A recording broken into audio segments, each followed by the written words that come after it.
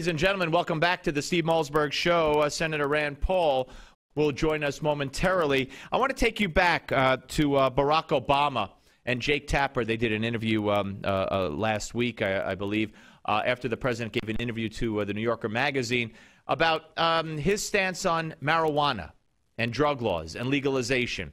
And here is the president speaking, cut 25. Let's give a listen. I stand by my belief, based, I think, on the scientific evidence, that marijuana for casual users, individual users, is subject to abuse just like alcohol is, and should be treated as a public health problem and challenge. But as I said in the interview, my concern is when you end up having very heavy criminal penalties for individual users that have been applied unevenly and in some cases with a racial disparity. And I think that is a problem. Yeah, all right. Well, the president went on to say this, cut 26. Over the long term, what I believe is if we can deal with some of the criminal penalty issues, then we can really tackle what is a problem not just for marijuana, but also alcohol, also cigarettes, also harder drugs, and that is try to make sure that our kids don't get into these habits in the first place. All right. Well, here's the fact. I mean, the convoluted logic there is amazing. Just amazing. He knows marijuana is bad. He knows it's as bad as alcohol. He doesn't want his kids to do it. But because some people are in jail and he feels unfairly, based on race, that suffered more under laws against marijuana than others, he's kind of all for the legalization process that's going on in other states. It's just, it makes no sense. It's almost non sequiturs. It's so senseless. And here's a story which you need to hear. According to a recent study of marijuana use and car accidents, fatal crashes involving people who were stoned have tripled over the past 10 years. Tripled over the past 10 years. Now, President Obama, that's not good. And I'm sure President Obama would agree that that's not good. The report published in the American Journal of Epidemiology found that the incidence of car crash victims with pot in their systems jumped from 4.2% in 1999 to 12.2% in 2010. Currently, 1 of 9 drivers involved in fatal crashes will test positive for marijuana, according to the co-author, director of the Center for Injury Epidemiology and Prevention at Columbia. So this is no Mickey Mouse study. Now, if we know that there's been an increase in fatal crashes by drivers that are stoned on marijuana, why on earth would anyone be for the legalization of marijuana? Forget about the long-term effects on the brain. Forget about it being a gateway drug, as so many have claimed it was for them who went on to harder drugs. Just look at this statistic. And for the president to say, well, it's like alcohol, yeah, it's bad like alcohol.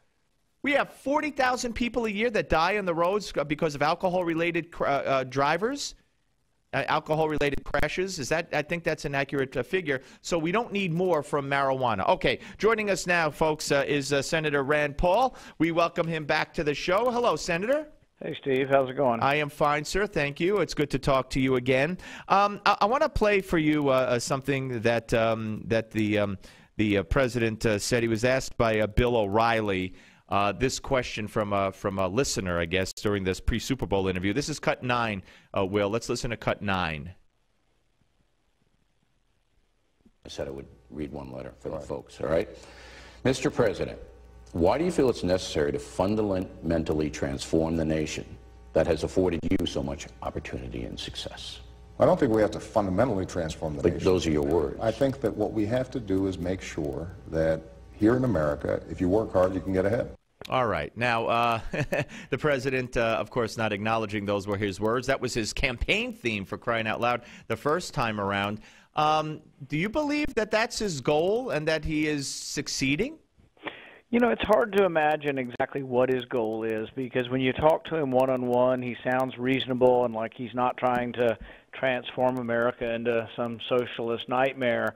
However, when you look at his policies, one after another, they are sort of transformative, changing us from a country that has a marketplace and freedom of choice to a country that is stifled by coercion and mandates. Yeah, well, that's obvious. Yeah, but so you don't think is it look, judge me by what I say or judge me by what I do? I guess you got to be judged by what you do.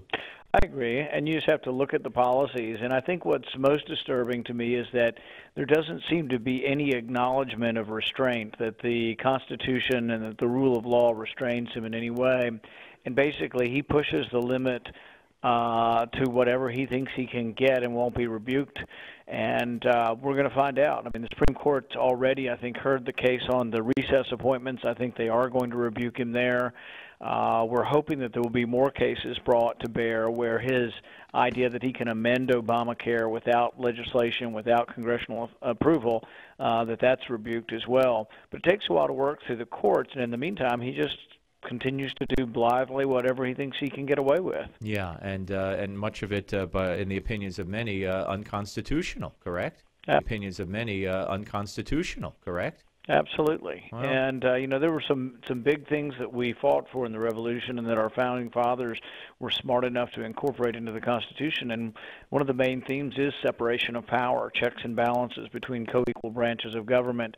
And he's usurping that authority. He's acting as if he's both the executive and the legislator.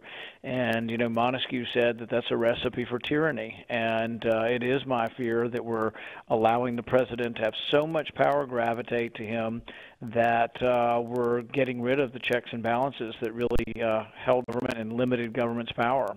All right, let me ask you another way that the president, I believe, is trying to fundamentally change this country, if he hasn't succeeded in going down that road greatly already, is making people dependent on government and making that into a good thing. And we got a report yesterday from the CBO on Obamacare stating that over the years, over 2 million jobs will be lost. 2 million people will leave the workforce because of Obamacare, because they'll be able to get health care without working.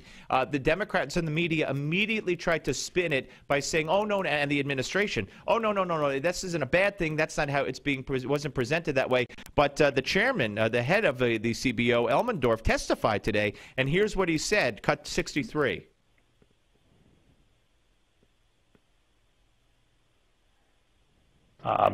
And by providing heavily subsidized health insurance to people with very low income, and then withdrawing those subsidies as income rises, the Act creates a disincentive for people to work relative to what would have been the case in the absence of that Act. And you've talked about that with unemployment insurance as well. I mean, he is creating, in my opinion, and you please weigh in, a culture of dependency and portraying that as a wonderful thing.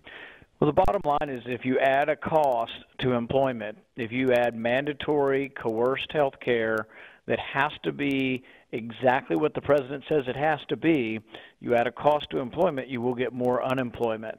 And so we've been saying this all along, that Obamacare will lead to loss of jobs. I have a friend who has a temp agency, and he's got 400 workers without health insurance. And you say, well, gosh, we should mandate that he has health insurance. Well, that's what Obamacare does. But you're going to find that those people don't get that temporary job that they need to try to get into the workforce, and so it causes unemployment and causes businesses really to go bankrupt because of the cost of the extra health care. Well, I mean, Senator, there's that aspect to the Obamacare fiasco, but there's also the aspect that I think Republicans need to push more, and I'm never shy about giving free advice to you guys when I have the privilege of speaking to someone of your stature, and that is every day I'm seeing stories and talking about stories and watching videos from news reports from around the country of God forbid, a kid who's losing, the hospital won't cover him, he's got cancer. Your own colleague in the Senate, Senator Coburn, lost his oncologist. Rates and deductibles going up at small businesses. We have one video from Pennsylvania where the boss took them in the room and presented them with their new policies that had to be adjusted to meet Obama's standards, Obamacare standards. deductibles skyrocketing. The premiums are the least of their worries. They're going to lose their doctors. Some hospitals won't cover them. Why don't you guys, as a matter of strategy, bring some of these people around almost on a daily basis and present them to the American public so they could see what this is really doing, and let Obama answer to that?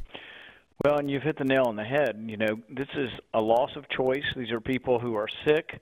They're used to seeing their doctor. They've chosen their doctor, and now they're being told they can't see their doctor. It's worse than just losing your doctor. People are losing their entire network of doctors. They're losing their entire choice of hospital. I was in a small town in the northern part of Kentucky, and their whole community has been forced out of the network.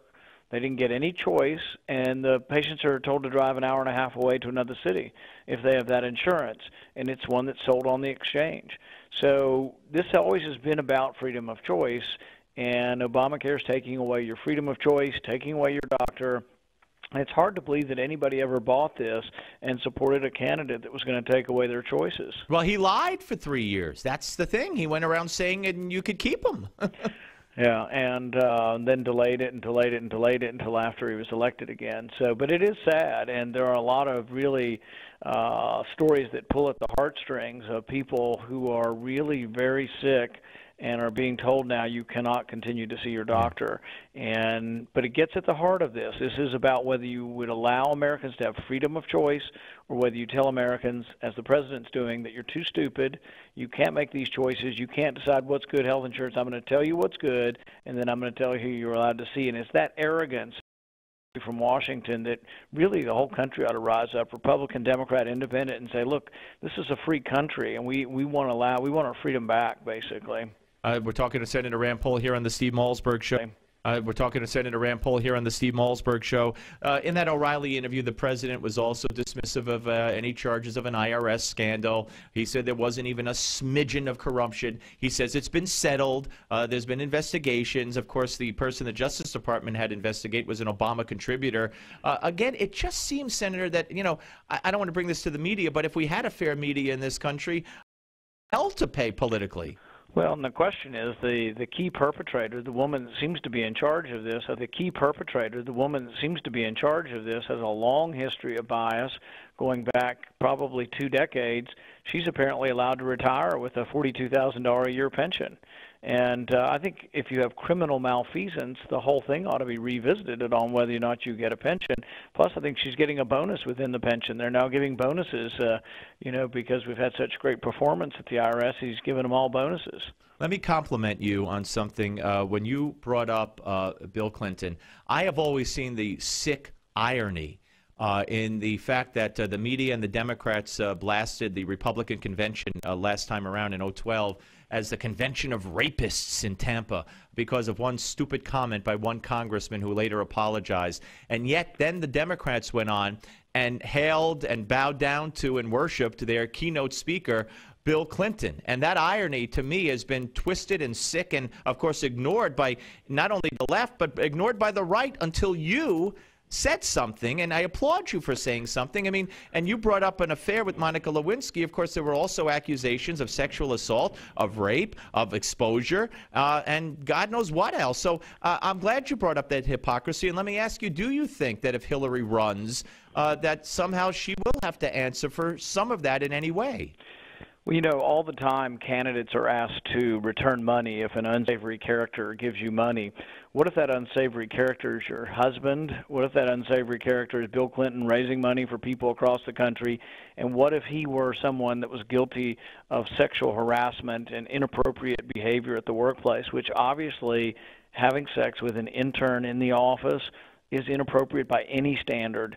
And where are the women who believe in women's rights, the women who allege some kind of wars going on by the other party? Where are they to stand up and say, you know what, maybe Bill Clinton isn't the best representative of our party since he really depicts what's really gross and wrong with, workplace harassment?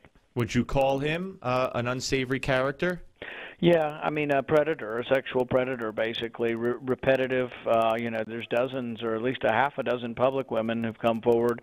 Some of them did sue in the job place. I think the Paula Jones suit, Mr. Clinton ended up paying nearly $1 million to make that go away. And so, yeah, I think he's not particularly the greatest role model for the women's rights movement. And so I think if they want to be credible in saying that they defend women's rights in the workplace, they really need to disown and really return any contributions that Bill Clinton's either raising for people or given to people. So yeah, I think for the movement to proceed on and have any consistency, they need to disassociate themselves from him. Senator, always a pleasure to speak to you, sir. Look forward to the next time. Thank you. Thanks, Steve. That's Senator Rand Paul, ladies and gentlemen, making some news, calling Bill Clinton a sexual predator, an unsavory character, and suggesting and asking the question, what if the unsavory character that you're being asked to return campaign contributions from is your husband, referring to Hillary and possible help or contribution she had gotten from Bill, and also any monies they might have gotten from Bill Clinton because of his history, because of his history of, as he called it, a serial sexual pattern of predatorial, if that's the word, history. And I think it's a very, very fair point, because you know what happens. Because you know what happens on the other side. If you screw up once as a Republican, you're done. You're done. Okay, we're going to have a panel. We'll talk about that and more with our panel coming up. Newsday columnist Ellis Hennigan will join us, and the one and only Peter Marisi will join us as well when the Steve Malzberg Show continues right here on Newsmax TV and radio. The Steve Malzberg Show.